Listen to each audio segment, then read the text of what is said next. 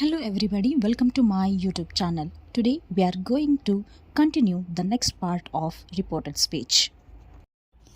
Previous class ಒಳಗಡೆ ಯಾವ ರೀತಿ ಡೈರೆಕ್ಟಿಂದ ಇಂಡೈರೆಕ್ಟ್ ಮಾಡಬೇಕಾದ್ರೆ ಕೈಂಡ್ಸ್ ಆಫ್ ಸೆಂಟೆನ್ಸ್ಗಳು ಹೆಲ್ಪ್ ಆಗುತ್ತವನ್ನೋದನ್ನ ನೋಡಿದ್ವಿ. ಇವತ್ತಿನ ಕ್ಲಾಸ್ ಒಳಗಡೆ ಯಾವ ರೀತಿ ಡೈರೆಕ್ಟಿಂದ ಇಂಡೈರೆಕ್ಟ್ ಮಾಡಬೇಕಾದ್ರೆ ಸರ್ಟನ್ ವರ್ಡ್ಸ್ಗಳು, ಪ್ರನೌನ್ಗಳು, ವರ್ಬು ಹೇಗೆ ಚೇಂಜ್ ಆಗುತ್ತೆ ಅನ್ನೋದನ್ನ ಒನ್ ಬೈ ಕಲಿಯೋಣ. It is very important. So let's begin the class without wasting our time. ಡೈರೆಕ್ಟಿಂದ ಇಂಡೈರೆಕ್ಟ್ ಮಾಡಬೇಕಾದ್ರೆ ಮೊದಲು ನಾವು ಆ ಸೆಂಟೆನ್ಸ್ ಒಳಗಡೆ ಯಾವುದಾದ್ರೂ ಪ್ರನೌನ್ ಅದಾವೇನಂತ ಹೇಳಿ ಚೆಕ್ ಮಾಡ್ಕೋಬೇಕು. ಪ್ರನೌನ್ ಇದ್ರೆ ಅದನ್ನು ನಾವು ಯಾವ ರೀತಿ ಚೇಂಜ್ ಮಾಡಬೇಕು ಅನ್ನೋದನ್ನ ಇಲ್ಲಿ ನೋಡೋಣ. ಆ ಇದ್ದಿದ್ದನ್ನು ಹಿ ಅಥವಾ ಶಿ ಆಗಿ ಚೇಂಜ್ ಮಾಡಬೇಕು. ಮೇ ಇದ್ದಿದ್ದನ್ನು ಹಿಮ್ ಅಥವಾ ಹರ್ ಆಗಿ ಚೇಂಜ್ ಮಾಡಬೇಕು. ಮಾಯ್ ಅಥವಾ ಮೈನ್ ಅಂತಿದ್ರೆ ಹೀಸ್, ಹರ್, ಹರ್ಸ್ ಆಗಿ ಚೇಂಜ್ ಮಾಡಬೇಕು. ಮೈ ಸೆಲ್ಫ್ ಇದ್ರೆ ಹಿಮ್ಸೆಲ್ಫ್, ಹರ್ ಸೆಲ್ಫ್ ಆಗಿ ಚೇಂಜ್ ಮಾಡಬೇಕು. ವಿ ಇದ್ರೆ ದೇ ಆಗಿ ಚೇಂಜ್ ಮಾಡಬೇಕು.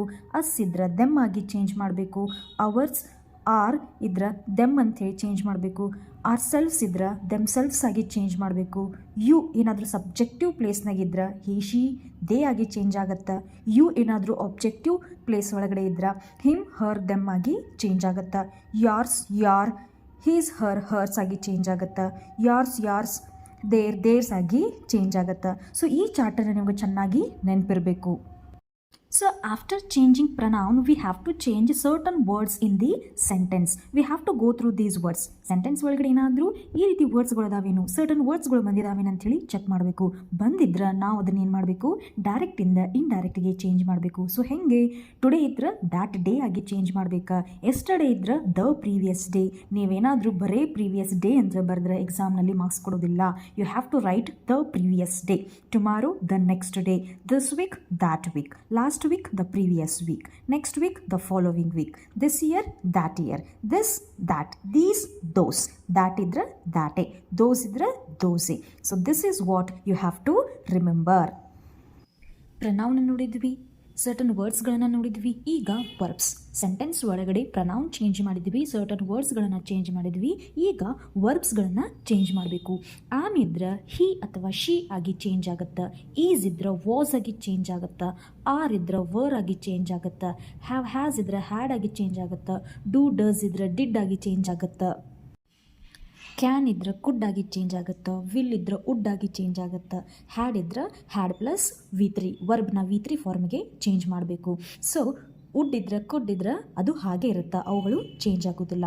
ಸೊ ಇವತ್ತಿನ ವಿಡಿಯೋ ಒಳಗಡೆ ನಾವು ಡೈರೆಕ್ಟಿಂದ ಇಂಡೈರೆಕ್ಟ್ ಮಾಡಬೇಕಾದ್ರೆ ಯಾವ ರೀತಿ ಸರ್ಟನ್ ವರ್ಡ್ಸ್ಗಳನ್ನು, ಪ್ರನೌನ್ಗಳನ್ನು, ವರ್ಬ್ಸ್ಗಳನ್ನು ಚೇಂಜ್ ಮಾಡಬೇಕು ಅನ್ನೋದನ್ನು ನೋಡಿದ್ವಿ. ಇವಾಗ ಡೈರೆಕ್ಟಿಂದ ಇಂಡೈರೆಕ್ಟ್ ಸ್ಪೀಚ್ ಮಾಡಬೇಕಾದ್ರೆ ಯಾವ ರೀತಿ ಪ್ರೆಸೆಂಟ್ ಇದ್ದಿದ್ದು ಯಾವ ಟೆನ್ಸ್ ಆಗಿ ಚೇಂಜ್ ಆಗುತ್ತಾ, ಪಾಸ್ಟ್ ಇದ್ದಿದ್ದು ಯಾವ ಟೆನ್ಸ್ ಆಗಿ ಚೇಂಜ್ ಆಗುತ್ತಾ ಅನ್ನೋದನ್ನ ನೋಡೋಣ ಬರ್ರಿ.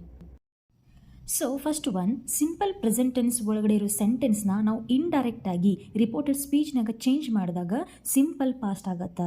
ಸಿಂಪಲ್ ಪ್ರೆಸೆಂಟ್ ಇದ್ದಿದ್ದು ಸಿಂಪಲ್ ಪಾಸ್ಟ್ ಆಗತ್ತೆ. ಪ್ರೆಸೆಂಟ್ ಕಂಟಿನ್ಯೂಯಸ್ ಇದ್ದಿದ್ದು ಪಾಸ್ಟ್ ಕಂಟಿನ್ಯೂಯಸ್ ಆಗತ್ತೆ. ಪ್ರೆಸೆಂಟ್ ಪರ್ಫೆಕ್ಟ್ ಇದ್ದಿದ್ದು ಪಾಸ್ಟ್ ಪರ್ಫೆಕ್ಟ್ ಆಗತ್ತೆ. ಪ್ರೆಸೆಂಟ್ ಪರ್ಫೆಕ್ಟ್ ಕಂಟಿನ್ಯೂಯಸ್ ಇದ್ದಿದ್ದು ಪಾಸ್ಟ್ ಪರ್ಫೆಕ್ಟ್ ಕಂಟಿನ್ಯೂಯಸ್ ಆಗತ್ತೆ. ಸಿಂಪಲ್ ಪಾಸ್ಟ್ ಇದ್ದಿದ್ದು ಪಾಸ್ಟ್ ಪರ್ಫೆಕ್ಟ್ ಆಗತ್ತೆ. ಪಾಸ್ಟ್ ಕಂಟಿನ್ಯೂಯಸ್ ಇದ್ದಿದ್ದು ಪಾಸ್ಟ್ ಪರ್ಫೆಕ್ಟ್ ಕಂಟಿನ್ಯೂಯಸ್ ಆಗಿ ಚೇಂಜ್ ಆಗತ್ತೆ. ಸೊ ಇಲ್ಲಿ ಕೆಲವೊಂದು ಎಕ್ಸಾಂಪಲ್ಸ್ಗಳನ್ನು ಕೊಟ್ಟಿದ್ದೀನಿ, ನೋಡ್ಕೊರಿ ಅವನ್ನ. ಸೊ ಈ ವಿಡಿಯೋ ಒಳಗಡೆ ನಾವು ಯಾವ ರೀತಿ ಡೈರೆಕ್ಟಿಂದ ಇಂಡೈರೆಕ್ಟ್ ಮಾಡಬೇಕಾದ್ರೆ pronoun, certain words, verbs and ಸೆಂಟೆನ್ಸ್ಗಳು, ಸ್ಪೆಷಲಿ ಟೆನ್ಸ್ಗಳು ಯಾವ ರೀತಿ ಚೇಂಜ್ ಆಗ್ತಾವ ಅನ್ನೋದನ್ನ ನೋಡಿದ್ವಿ. ನೆಕ್ಸ್ಟ್ ಕ್ಲಾಸ್ ಒಳಗಡೆ ವಿತ್ ರೂಲ್ಸ್ ನಾವೇನು ಮಾಡೋಣ, ಕೆಲವೊಂದು ಎಕ್ಸಾಂಪಲ್ಸ್ಗಳನ್ನು ಸಾಲ್ವ್ ಮಾಡೋಣ.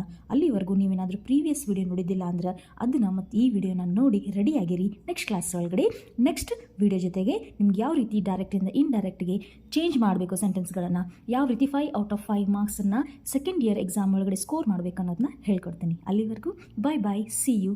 Please like and share.